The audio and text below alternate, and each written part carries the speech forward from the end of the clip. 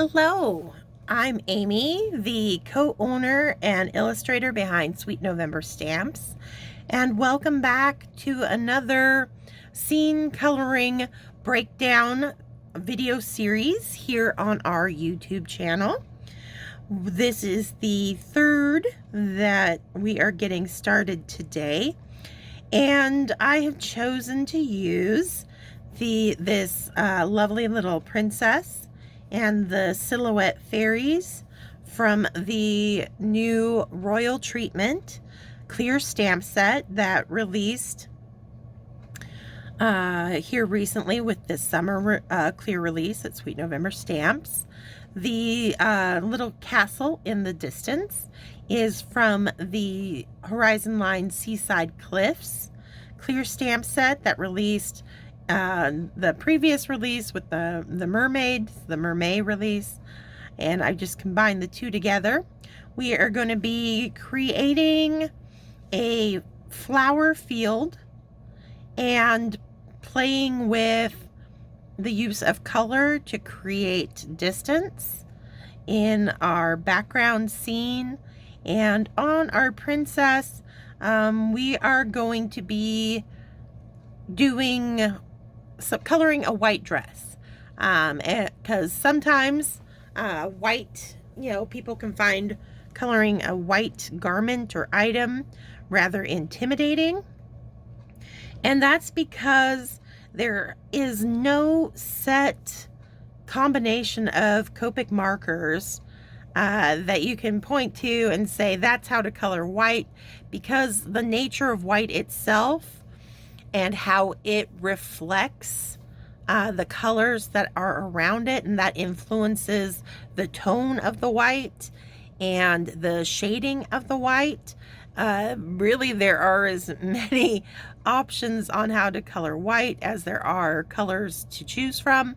It all really comes down to strategically leaving that white card base and utilizing it to work with you in as kind of a supplemental color to your combination. But that will be later in this series. As always, we're going to start with the skin and hair today. And I think I'm going to give her a little bit darker, just a little bit more sun-kissed skin tone. Nothing not a drastic change from my usual go-to Caucasian skin tone. I'm just going to throw in like a little bit of E13, I think, and maybe even some E15 there. It's even called light suntan. Because we're in summer, I wanted it to look like she had been playing out in this field of flowers that we're going to create. Got a little bit of sun today, so that's what we're going for with this particular little princess. So let's see, I'm going to pull, I want my E00, and I want E21, E13, my E04. We'll try that. Just kind of jump up the, oh, excuse me, I had a yawn. Okay. The ladder a little bit from my usual go-to.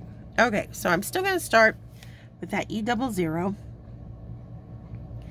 And there's going to be a lot of ambient light in this scene. So it's nothing, there's not going to be a lot of like direct sunlight, but I'm still going to shift my shading to the right-hand side and have it kind of appear like it's a little bit lighter over on the left, just since that's the way she's facing, and that'll let us highlight her face nicely.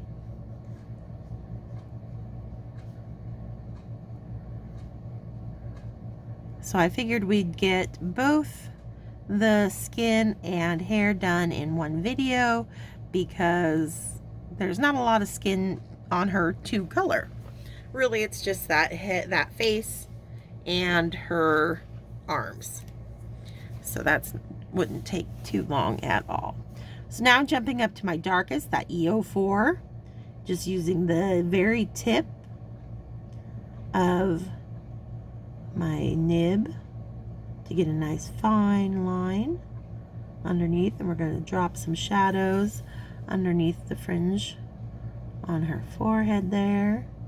Got a little ear tucked away.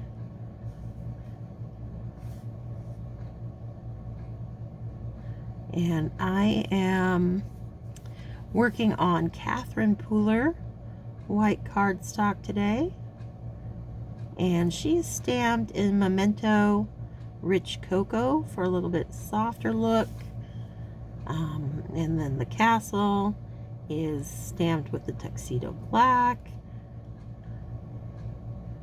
and then those fairies, you can see the little, they're solid silhouettes, so there's, you know, not color, they're not for coloring, they're for you know, you add the color with your ink, traditional stamping. And I did them in 3 different colors, using various Catherine Pooler inks. I can't remember the names of which ones I used off the top of my head, since I stamped this up a few weeks ago.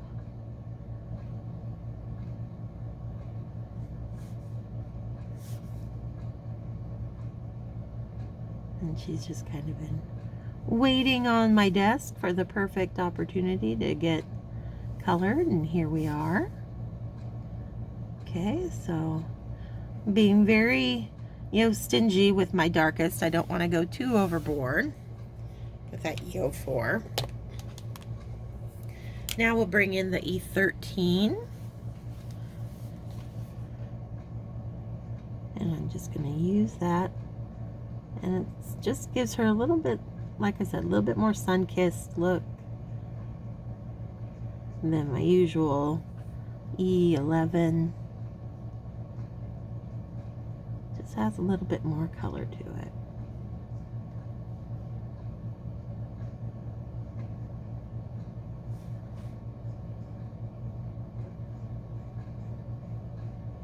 I'm not taking it through that little bit of sleeve there on the top of her gown, on the shoulder there, because I want that to look sheer and kind of opaque, so that it will make the skin beneath it look a little bit lighter than the surrounding skin.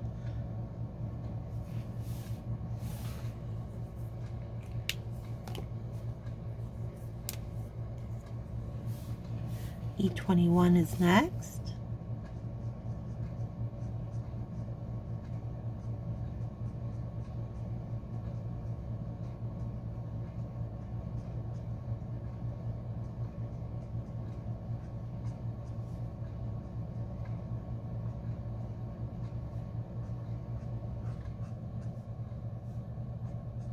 And this one I will take through that sleeve, as the darker of my 2 colors that will go through it.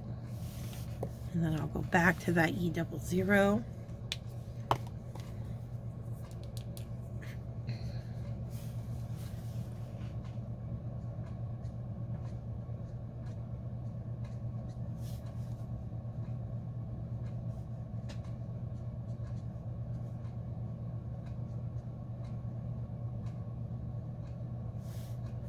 Okay. Now she needs a little bit of a blush to her cheeks. Get that with the R00. I just pull in from the sides.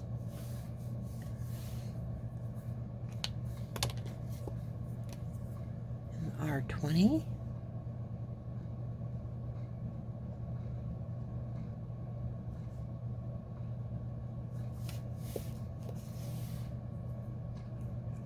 I might even add a little bit to her lip here, the bottom lip.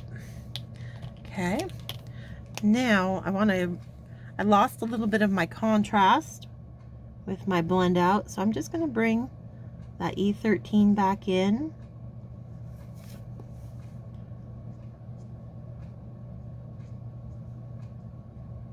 Just where I want to reinforce a little bit darker shading.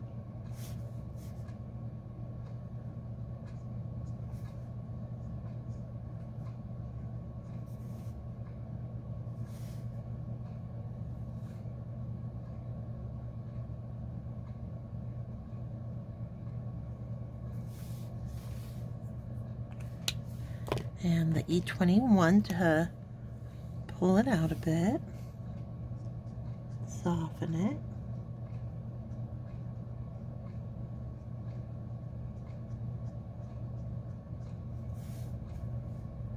That's looking good, much better. It's all about taking the time. Just, giving yourself, you don't have, one and done is not always the case. You let things dry a little bit, see where you're at, and if you're happy with it. If not, you can always go back in with another layer. It's the beauty of Copic markers. Okay, so there we have our skin. And now I figure let's do a lovely dark brunette on this particular princess. Because with the scene I have in mind, I think the brown will stand out nicely and help pull focus to her. And it'll be a nice contrast to the white of her gown. And I'm going to use the E70s.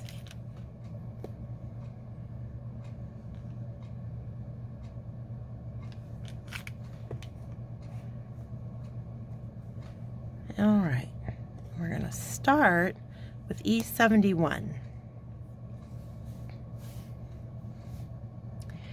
And I'm just going to pull up from the fringe of her bangs. And I'm keeping in mind my kind of light source coming in from the upper right. And I want to keep a nice white, area, kind of a halo of light along the crown of her head. Speaking of crowns, directly beneath it I am going to do a little drop shadow of color. And then this side of her hair, other than what's back behind her head, will get darker because it's going to be deeper in shadow. But out here towards the front, it's going to stay nice and light. And I will take that lightest brown behind that little bit of clear sleeve, but that'll be the only brown hair color that I do take that through the sleeve. All the other darker ones will avoid it.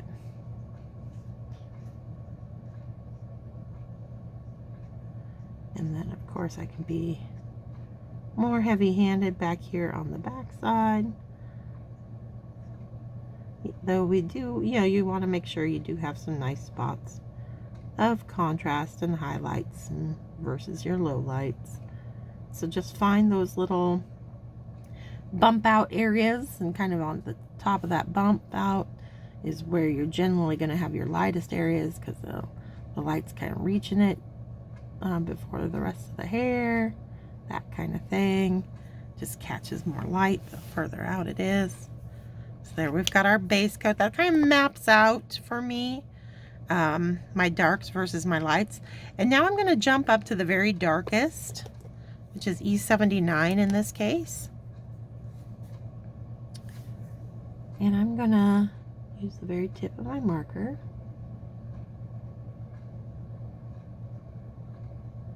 to start putting in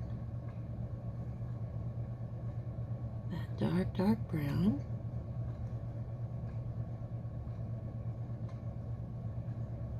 And I want to be very mindful of how much I'm putting down. I have a tendency to want to lay down a little bit more than I need. So I always have to kind of pull myself back with these darkest colors, just so that I leave enough room for all the colors that are coming after to help kind of build up the layers. So just something to keep in mind as you're coloring.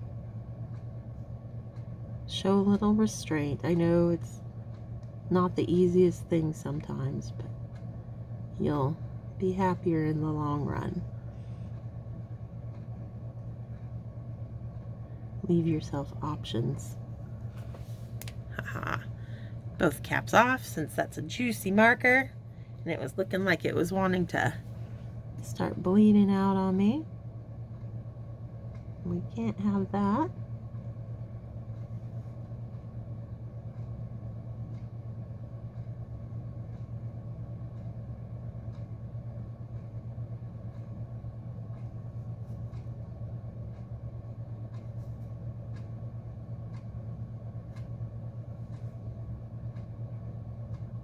Just whisper light little brush strokes out here.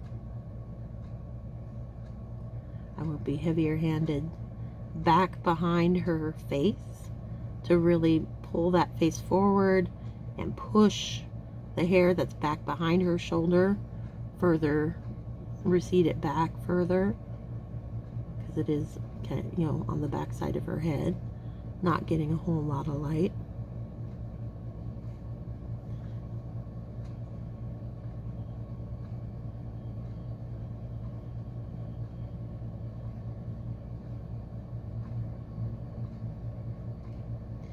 I'm going to be much more stingy with this E79 out on this side of her, just because that's where we got most of our light source hitting. But you still need contrast, even in your light areas. They benefit, you know, those lights make your darks look darker, your darks make your lights look lighter. They all play together to create satisfying scenes and characters. So you can't avoid one without affecting the other. Otherwise everything just starts looking really flat, and we don't want that. Okay. And the beauty of this is, at the end of, you know, as I work my way down now to the E77, if at the end, you know, I get to the end of all my coloring and I feel like I need more contrast, I can just grab that E79 again and add more back in. But it gives me that option. By not going crazy with it the first time around, it leaves my options open to come in later. Whereas if I go too heavy-handed too early, I get kind of stuck and I might lose the opportunity for nice contrast and all that good stuff.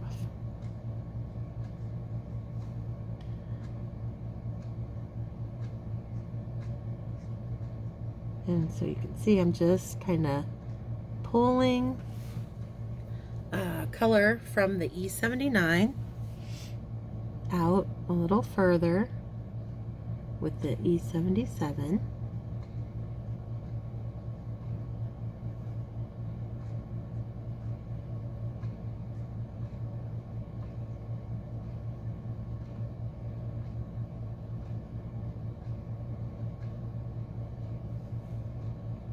I'm gonna flip her upside down.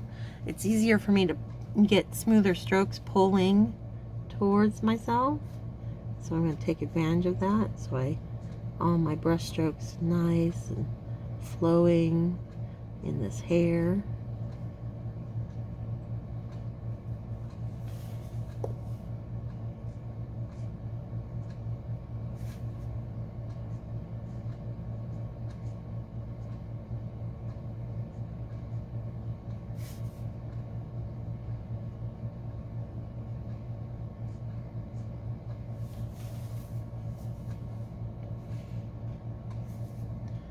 Pull it out a little up here.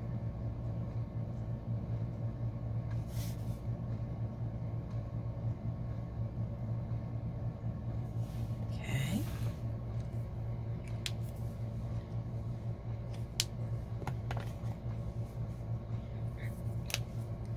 Now to E74. Continuing to pull those quick, delicate little brush strokes that taper up on the end by pulling away, up and away from the paper as you pull your marker along.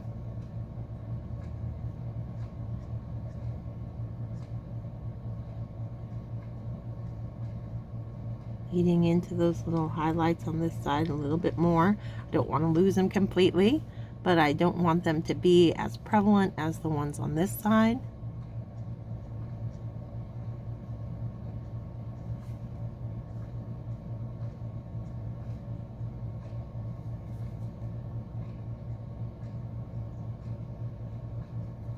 We still got quite a bit of white showing here.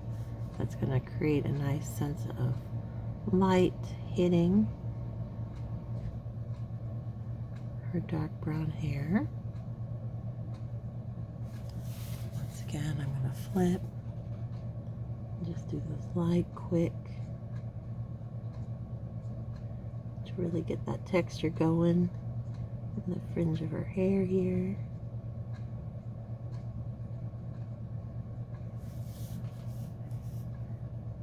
Okay.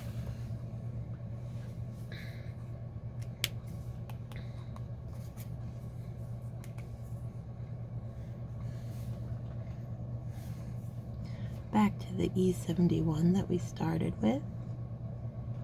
And I am not going to fill in these spaces completely. You can if you like, but if you are able to leave just these little slivers of white, that high contrast between those tiny little white areas and our dark browns are going to create a really lovely contrast to make it look like she's got that super shiny, really healthy head of hair. And that's exactly the look that I'm going for. So I'm going to try to take advantage of that white cardstock beneath to help me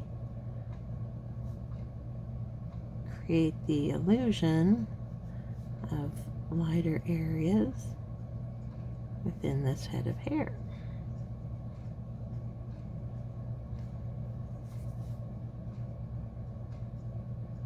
Okay. I'll let that dry,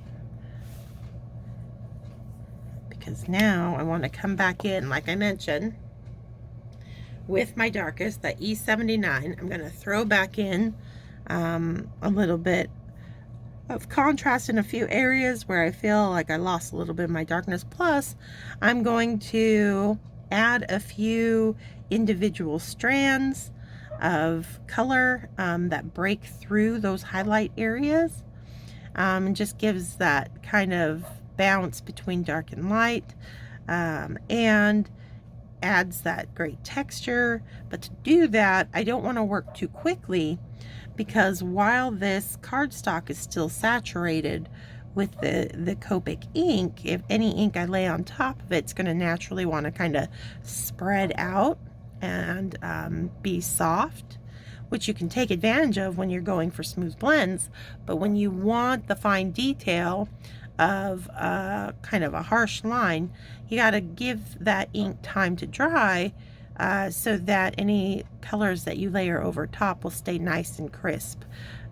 So it's just knowing the look you're after and how to achieve it, because both, there's not a right or a wrong, it's just what look are you going for. So I think that's probably about enough time to get so that it won't kind of bleed out on us too easily. So I'm taking both caps off since this particular marker seemed pretty juicy. And I'm going to follow some of the artist drawn lines. I might throw in some of my own, and just very lightly kind of cut through those highlight areas. Not too much, you don't want to lose those beautiful highlights that you've created.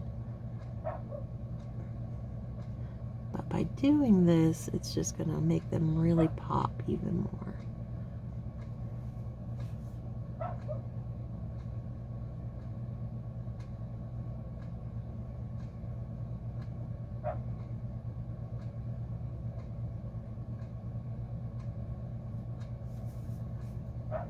And I am barely touching my marker nib to the paper. I'm just letting it really float gently across the surface.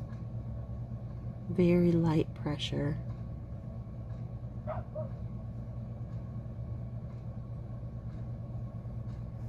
Like so.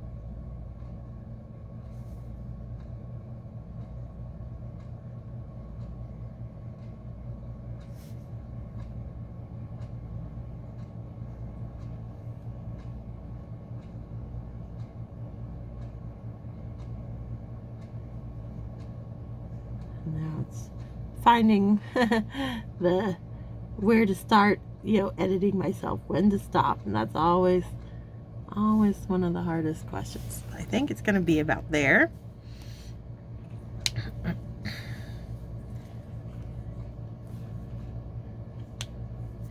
And then out on her bangs, I need to, those lines are just a little harsher than I would like.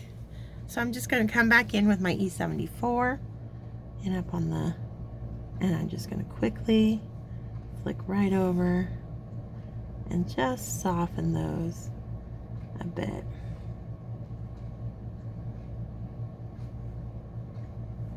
Again, I got to be careful though. If I start going too crazy, it'll become a big dark blob. So I don't want to lose all this nice texture that I've built up.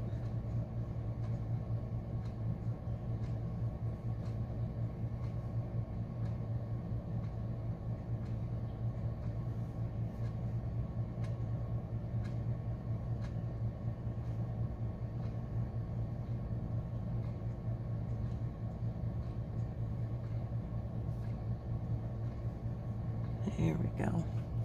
Okay. All right. Getting much happier with that. It's just, you know, like I said, it's that back and forth until you hit your happy space with, you know, how your character's looking there.